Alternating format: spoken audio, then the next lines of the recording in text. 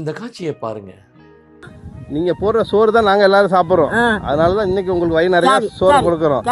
நம்ம இப்ப இந்த விவசாயம் இப்ப சின்ன பிள்ளைங்க இப்ப இந்த மாதிரி விவசாயத்துக்கு வராங்களா? வராங்களா? இப்ப வர மாட்டாங்க. முன்னாடி எல்லாம் அதிகமா இதெல்லாம் பார்த்தா எல்லாமே மகளிர் பெண்களா தானே இருக்கீங்க. ஆம்பளைங்க யாருமே இல்லையா? காலையில இருந்து சாயங்காலம் வரை வேலை பார்க்கணும். கஷ்டமா இருக்காமா அது? உண்மையிலேயே இந்த விவசாயிகளின் கஷ்டத்தை பார்த்தீங்களா? உண்மையிலே இதை பார்த்தவன எனக்கு கண்ணீர் வந்துருச்சுங்க. வயதான அந்த பாட்டி கையை பாருங்க, எப்படி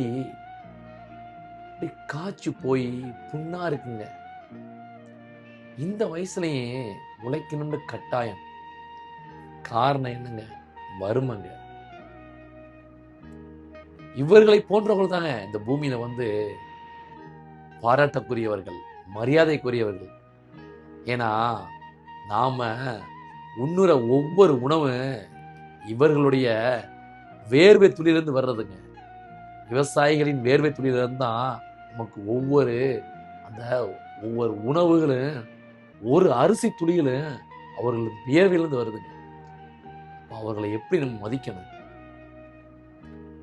உண்மையிலேயே இவர்களுக்கு என்னுடைய பாராட்டுக்கள். அதை விட இந்த சகோதரருக்கு என்னுடைய வாழ்த்துக்களுங்க. இது போன்ற ஏழை எளியவர்களை தேடி போய் அவர்களுக்கு உணவளித்து அவர்களை மகிழ்ச்சி படுத்துறாங்க பார்த்தீங்களா? இவர்கள் தாங்க உண்மையிலேயே வந்து மகிழ்ச்சியான வாழ்க்கை வாழ்றவங்க. உண்மையிலேயே இந்த சகோதரருக்கு என்னுடைய வாழ்த்துக்கள். நீங்களும் இவர்களுக்காக வாழ்த்து சொல்ல மறந்துடாதீங்க. உங்களை வாழ்த்துவது சகுவர் வாய்ஸ் தாங்க.